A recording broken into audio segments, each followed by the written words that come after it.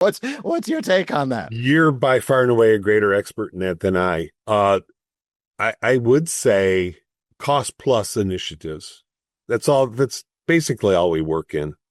We're in that same old model where service after service after service drives up cost. Yeah. And if the system doesn't change, truly, I don't think we're going to change the system alone. Right. But what's going to happen to outcomes-based care? Right. Are we going to be incentivized to do a great job?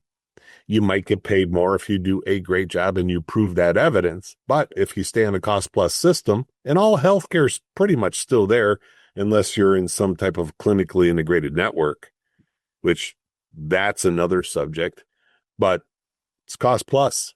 It's just take an x-ray, do an exam, do an adjustment, plus, plus, plus, plus, plus. And there's not a lot of incentive for the insurers. They just want to raise premiums over that type of structure. Right. So we're stuck. Phonograph spins, needle doesn't move. We're there. I'm going to ask you to take off your hat as far as any association with the organizations. I'm asking Dr. Don, what's the alternative on that? And again, if you could say like, man, I could change the healthcare system tomorrow. It doesn't mean your answer needs to be perfect, but what do you like as opposed to that? What's some of the models I like is my doctor to be able to take the best care of me. Yeah. As an individual who at age 65 had health insurance and could get whatever I want. And now I go over into a Medicare model, totally changes for me as a patient. Yep. I'm not a doctor. I'm not in an association.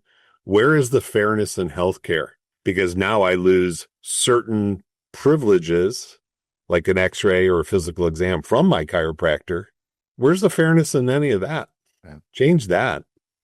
Change how we get treated at various ages and shifting from health insurance to Medicare. That's a big issue. It's a big issue, and it's becoming a bigger issue. And over the next 10 years, all the data that I see means that it's going to become the biggest issue we have ever seen. For the docs listening and watching, I'm going to give a shout out. Make sure everybody listening and watching, please visit chiropracticfuture.org. We'll drop that link down below.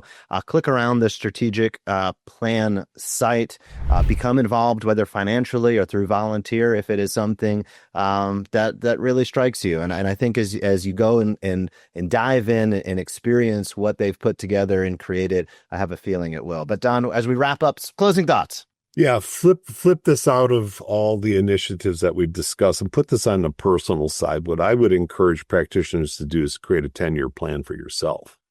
I know many times that I get a chance to go out, came back from Boston. I love flying on airplanes. There's not a lot of communication going on with me. My cell phone, it's put away. I pull out my little journal and wrote out my 10-year plan. I've been in practice for 40 years.